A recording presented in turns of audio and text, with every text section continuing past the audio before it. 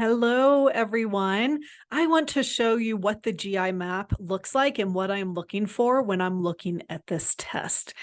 So first of all, this is called a qPCR test. So it is looking for the DNA of these species of creatures living in your gut. So it's looking for pathogens, it's looking for good bacteria, lots of different things. And the reason I like this test is because it is one of the most sensitive tests, especially for H. pylori. So it will test at things to the 10th degree, whereas most don't start testing until the 1000th degree.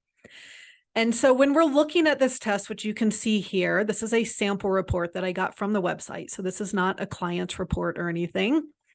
On the first page, it's looking for specific pathogens. And so the lab will flag some things high if it's in red, which you can see for the C. difficile, it's flagging it high. So the result is 1.21 at the E5 level.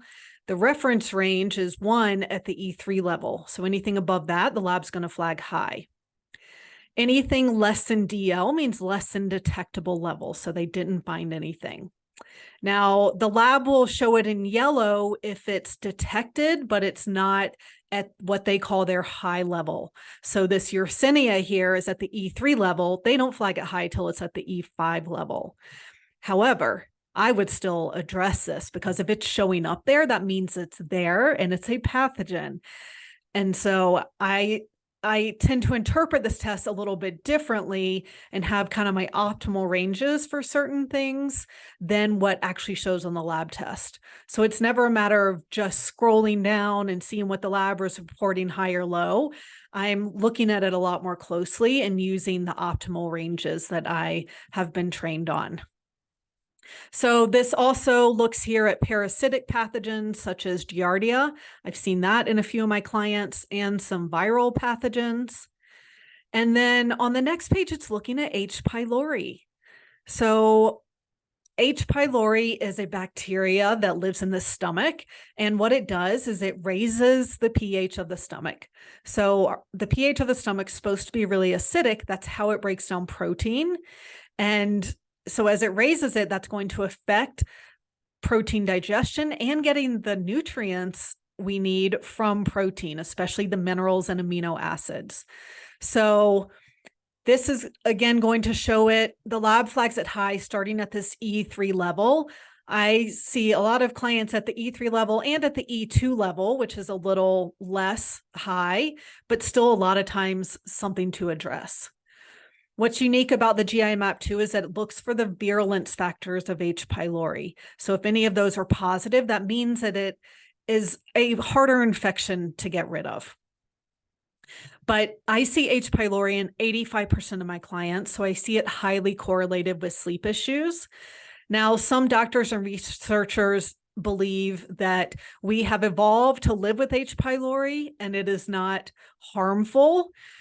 I somewhat believe that it's not harmful for everyone, but because I do see it highly correlated with sleep issues, because we know it's the #1 cause of stomach cancer and ulcers, and because it affects protein digestion and absorption of those nutrients, I usually see this as something to address.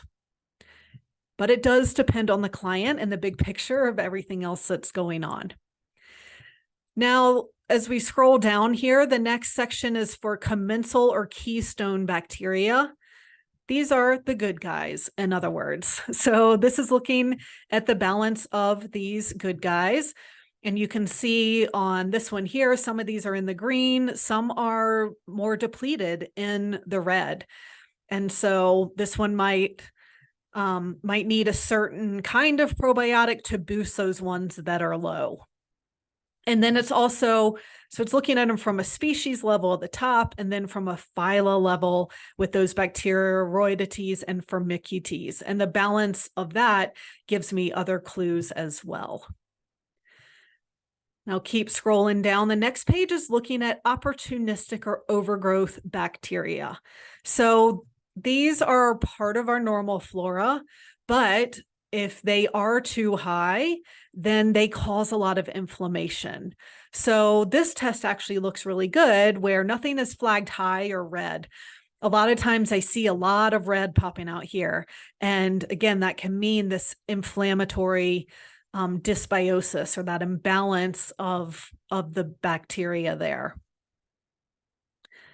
Now, this test also looks at fungi or yeast. As you can see here, it's showing Candida at a high level, and then other species of yeast. For yeast or Candida to show up on a stool test, it means there is a massive infection. And I've seen this in quite a few of my clients where it's showing up here and they have all the symptoms of it, especially sleep. Candida is really toxic. It produces this toxin called acetaldehyde that circulates around, gets into the brain, can cause a lot of brain fog and sleep issues, and even muscle aches and pains and things like that. So Candida is pretty nasty. So a lot of times it doesn't show up here and someone can still have Candida. But again, we know that if it's showing up here, it's a massive infection. So it's definitely something that we want to address. I think what a lot of people don't know, though, is that Candida usually isn't the major problem.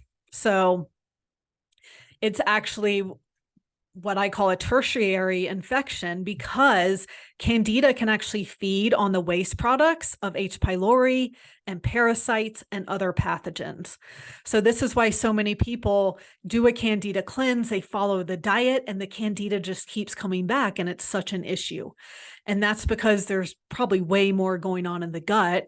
And so I always want to address the bigger infections first and Candida later on down the line. All right, then this also looks at viruses, which I rarely see. It looks at different kind of parasites, these protozoa here, and I do see these occasionally. Blastocystis hominis was one that I had, and I've seen that in a couple of my clients. And for all of us, it's very damaging to the gut, and it can be hard to get rid of. And a lot of times we've had it for years, we haven't known it. And so it's definitely something to address. I've also seen this in Indolamax nana quite a few times. So parasites are something that we're looking for here. Worms, I have actually never seen, and I kind of hope I don't. So,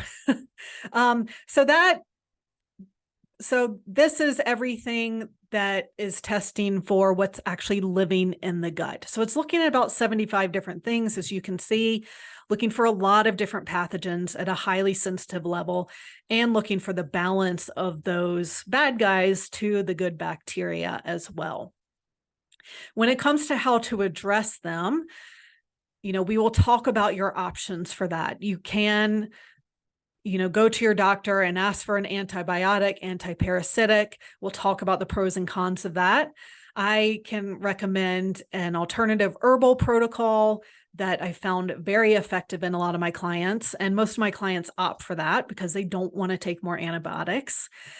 And, but we talk about that and talk about your options and what you want to do. So it's a lot different where you just walk into a doctor's office and they say, you have this, take this drug, and you can't even really ask any questions.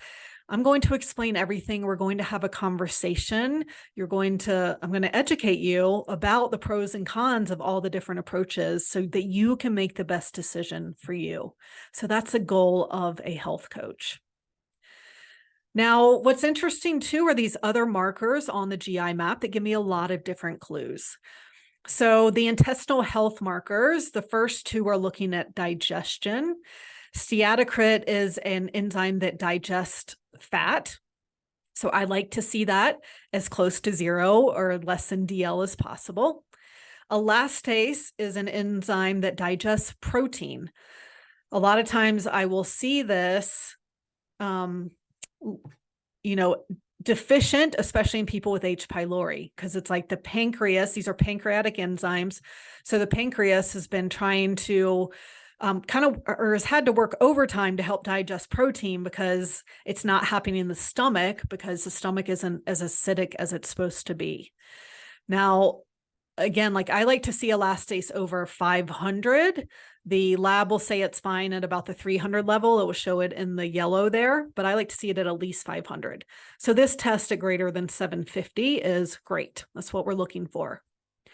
Now, some other markers are on here. This B-glucuronidase is actually a marker phase 2 liver detox called glucuronidation.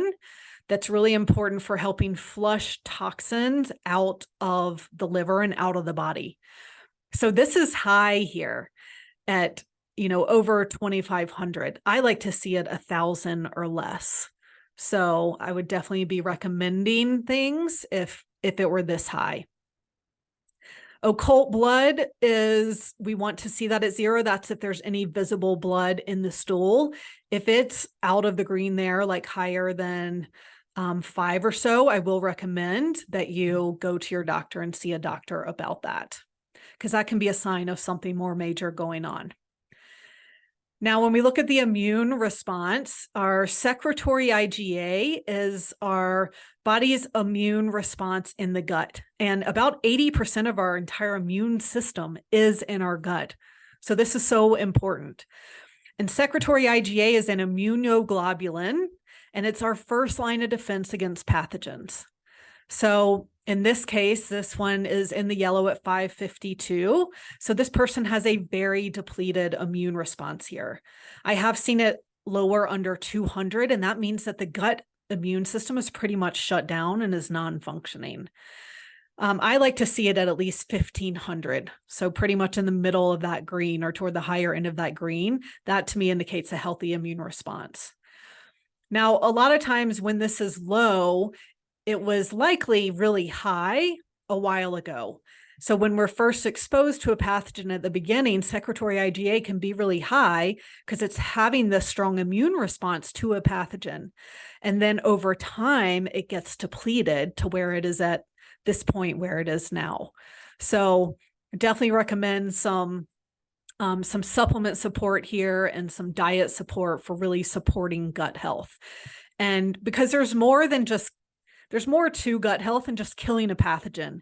It's creating this healthy gut environment where a pathogen can't thrive, because we're always going to be exposed to pathogens. It's part of, it's in the food and water that we eat and drink. Not as much in first world countries, but it still can be. And if we're traveling at all, then we're more likely to be exposed to things.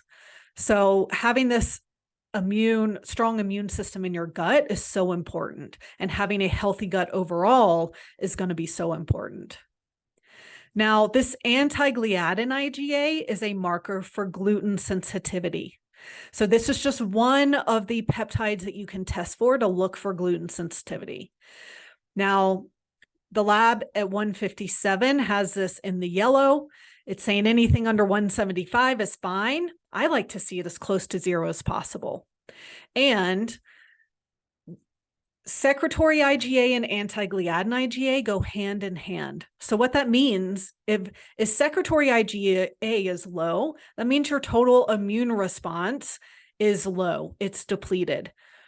So that means that your anti-gliadin IgA is going to be lower than it would be if secretory IgA were higher. If you were having an appropriate immune response at 1,500, which would be 3 times what this value is, then the anti-gliadin IgA would also be 3 times that. So that puts it at about 450, almost 500. So this person is definitely reacting to gluten. Even if you looked at this directly, you'd say, well, maybe not, it's in the yellow. When I interpret it, knowing that, how this works, then there's actually a very strong gluten sensitivity there. And this person's body is having a strong immune response to gluten. Now, this next one, the EAP, is a marker for, again, how healthy the gut is as a whole, how it's responding to these pathogens. So this is in the green here. It's kind of a non-clue. Same with looking for inflammation is looking for calprotectin. This is becoming elevated here.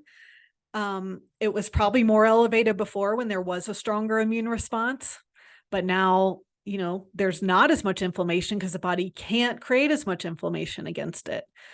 And then add-on tests, I don't actually do the zonulin. This is more of a measure directly for leaky gut.